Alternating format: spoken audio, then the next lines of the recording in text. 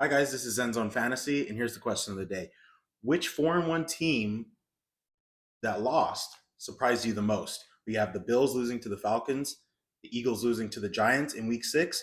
The biggest one for me was the Bills losing to the Falcons and getting not that one, but two big time plays and big time players in Bijan Robinson and Drake London. I actually have both of them in my fantasy lineups. Very excited to see them both produce more than 25 points for that week.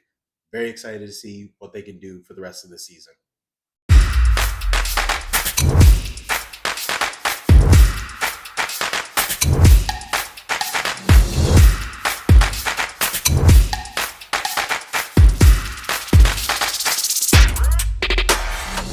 First off, we're going to go into our MVPs of the week, which was DeAndre Swift, Bijan Robinson, Drake London, and Drake May. Right off the bat, we have DeAndre Swift getting 175 scrimmage yards, one touchdown for 31 points. Big time play on that 55 reception touchdown in the Washington Commanders and Chicago Bears team. Great game, but Bijan Robinson, we're looking at 238 scrimmage yards total in that win against the Bills for a touchdown as well and 40 points. So massive target share from Bijan Robinson. And Michael Penix throwing the ball down the field to him. He was lined up in the slot as well. So he wasn't just in the backfield for Bijan Robinson. They had him all over the field. I saw one snap after they tackled him. He looked bum tired. They were working him, and he was getting his money's worth and helped us to get those 40 points. Drake London, his partner in crime, getting those 10 receptions for 158 yards and a touchdown. Could have been two touchdowns, but they called it back on that first half last play drive.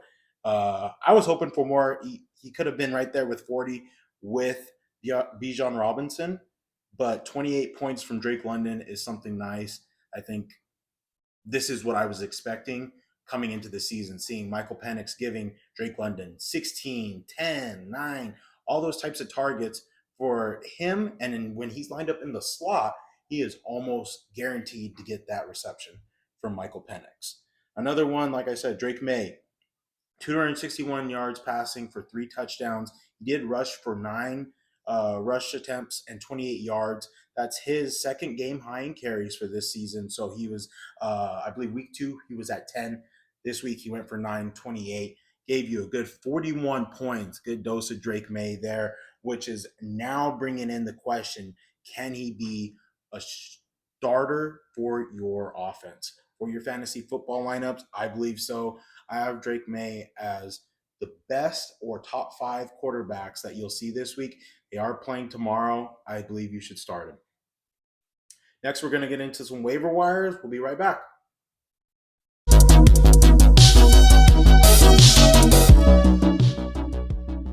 We got Kamani Vidal, the highest priority in this week for a target. If you need a running back, you got James Cook on a bye, Derrick Henry on a bye. I would believe Kamani Vidal is a running back you should pick up just for this week, or at least stash him on your bench after this week. If you are below 500 as well, I think you should add him. But if you're above 500 and your running backs are clear and cut, obviously you don't want to add him. Don't let too much noise uh, uh, attempt you to get that running back, Kamani Vidal. He did good. As you can see, I'm a big Chargers fan. They're wearing the all yellow gold uniforms this next week. Very excited for that. But he did do well for us, giving you that 18 carries, 124 yards, 3 receptions.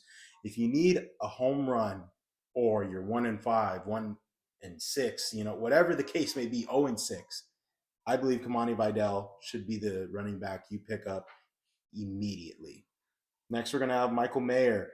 Right now, he's ranked tight end 15 in a lot of rankings. He was ranked tight end 6 at the end of last week, so that could jump with Bowers out, though. He did have 5 receptions for 50 yards and a touchdown, giving him 13.5 fantasy points. The tight end position has been drowning in no points, drowning in lack of production. To see Michael Mayer give you 13.5 points last week, that's an A plus for me in the tight end rankings. I believe he can do it again this week. If you do have Bowers, pick him up because he is a good insurance option when Bowers is not healthy. Bowers also looks to be dealing with something that could prolong in the season. So if they're going to have him out maybe a couple weeks, 3 to 4, Michael Mayer pick him up. Um, Kendrick Bourne as well. I think he's a nice pickup. Reason why is just because Ricky Pearsall is out and George Kittle is coming back faster than Ricky Pearsall. Kendrick Bourne will still be a production target, production monster, in fact, with Brock Purdy still coming in as quarterback rather than Mac Jones. You got week 5, he had 11 targets, 9 receptions for 142 yards, giving you 21 points. Week 6, 9 targets for 5 receptions, 142 yards, giving it 18.5 fantasy points. So back-to-back 140-yard reception games from Kendrick Bourne. Jawan Frankenstein is not going to be the band that you guys are thinking about. He's just injury prone. He said he has 6 broken ribs, broken hip, broken leg. I mean, if you heard him in his press conference and the tweets, you know he's just a Frankenstein monster right now, and he isn't going to do anything on the field to help your fantasy football team. So I believe Kendrick Bourne should be a priority waiver ad if you have Jawan Jennings. And if you do have Jawan Jennings, I believe you should drop him. That is my hot take for today, dropping Jawan Jennings, but I don't think you're going to see much out of him when he is on the field and he has started for your team. You can see he hasn't given you much. So I believe Jawan Jennings is a fat drop. Kendrick Bourne is the best ad. So before we get into this next segment, please, if you see that little thumbs up, give it a like, give me a subscribe, please.